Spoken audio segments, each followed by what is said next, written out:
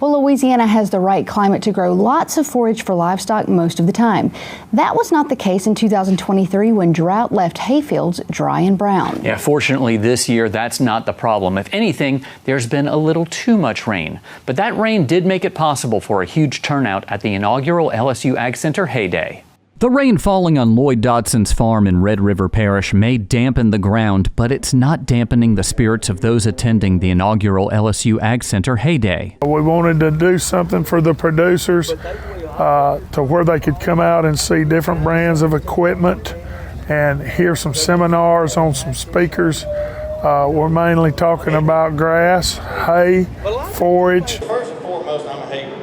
Speakers like Adam Cawhern with Precision Ag Services say the hay and forage industry is changing. He says many of the bigger producers have the big spray rigs they need, and smaller producers may need smaller equipment, like this John Deere Gator. We're filling a niche now to where we're going after the smaller operators, those that are being often overlooked by the large operators, but yet they're too big for like a landscaping company.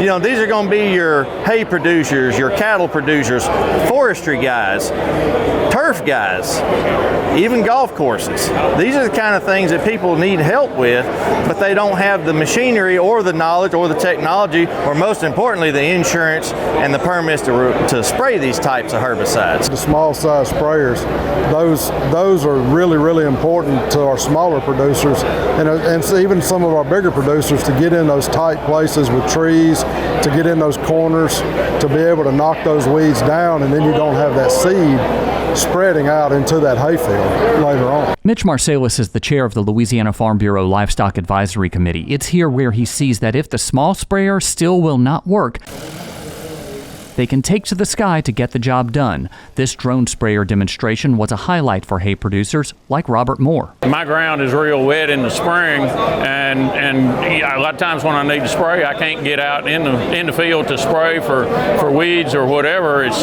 too wet. So there are applications where I could see that would be good. One of our biggest inputs every year is our hay, our forages to feed our cattle through the winter. And this allows us to see better ways to grow that forage, better ways to utilize that, put that forage up as a feedstuff to be able to feed our cattle through the winter. In this part of the state, we have a lot of hay and forage producers. We do the beef and forage field day every April. We always have a good turnout for that. That field day does tend to focus more on the beef cattle production side. So we wanted to focus more on the hay and forage production.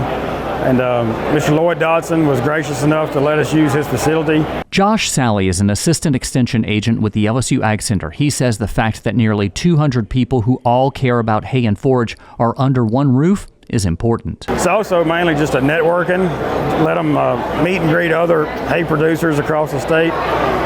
We have all these equipment dealers out here. It's a very unique situation where you can have just about every color and make and model tractor or hay equipment all in one location, so they can compare, different brands.